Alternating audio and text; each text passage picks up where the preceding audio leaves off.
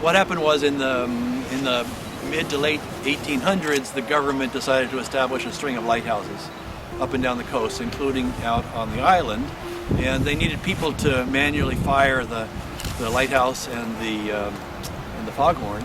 And so they had people had to live out there. So they built a small house that eventually got enlarged, and that's what the house is for. They had up to 3 people. They had a lighthouse out there until just after World War II, when they moved the light out onto a buoy that's just to the south of the island. Hard to see, but it's out there, and that's where the buoy and foghorn is now. It's automated.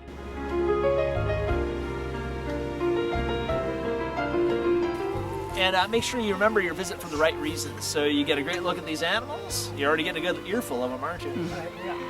You get a great look at these animals, but you don't end up on top of them, and most importantly, you don't end up underneath them. So, we never lost a human to an elephant seal out here. We're going to maintain our perfect record because you've got an excellent leader in Jeff, and you've got somebody like me with the shower cap out here all day, making sure we know where the animals are and where the safe routes for the best viewing are. So you'll see me running around. I may take off suddenly while we're here, and if that's the case, please don't take it personally. I'm just going and correcting the situation. So, fortunately, the animals, I work with what they give us, and today they give us a long route, but it's a flat one, and it's a straight one, and you're going to get really close to these animals, and you will get to see some nursing females at your next stop when you go up above it all. So, even though it's late in the season and females are a rarer commodity every day, we've still got a few for you to see. But not where you're headed next, at least not adult females. What do we have out here? We have the results of the breeding season mostly. We got weaned pups, big kids, kind of like you. Except your parents have probably taken better care of you in human terms, at least. Elephant seal story, if you're thinking like a human, doesn't sound like it gets off to a good start. They never knew their father. How many times do you hear that, the tragic human story?